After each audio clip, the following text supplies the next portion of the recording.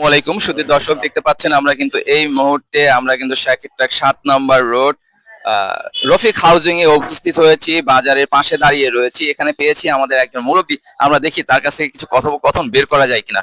আসসালামু আলাইকুম মুরব্বী, কেমন আছেন? আলহামদুলিল্লাহ। চাচা, আপনার ছেলে মেয়ে কয়জন?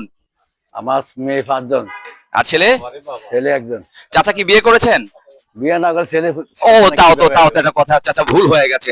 মানে প্রশ্ন করতে গিয়ে নিজেই গুলিয়ে ফেলছি, বিয়ে না করলে সন্তান আসলো কোথা থেকে। চাচা, আপনার আব্বু বিয়ে করেছে?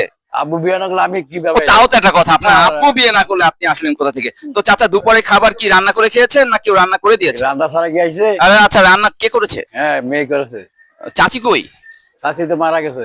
ইন্নালিল্লাহ। কবে মারা গেছে? মারা গেছে 2 বছর উপরে হয়ে গেছে। তারপর আর বিয়ে টিয়ে করেননি? না, না। কেন করেননি? দরকার নাই। একটা বিয়ে কি করা উচিত ছিল না? না, দরকার নাই। এখনো তো আপনাকে দেখা যাচ্ছে তাগড়া যুবক। কি যুবক? তাগড়া যুবক। তো এই বয়সে যদি এখন একটা বিয়ে না করেন। নাই, পোলাপানি খেদমত করে আর কি। ও আচ্ছা আচ্ছা, চাচা কিন্তু আর ওই বিয়ে টিয়ের মধ্যে নেই, ছেলে পেলে কিন্তু খেজমত করছে। চাচা, ভবিষ্যতে যদি দেখেন চমলক একটা ডানা কাটা পরি এসে আপনাকে বলছে ওগো আমি তোমাকে বেশি ভালোবাসি, সেই ক্ষেত্রে আপনি কি করবেন গো চাচা? না, না, মোর দরকার নাই। ও মানে ওনার আর দরকার নেই। ঠিক আছে চাচা, আপনার সাথে আপাতত কথোপকথন এখানেই শেষ করলাম, আমরা একটু অন্যদিকে যাই। চাচা বিয়ে করতে রাজি নাই।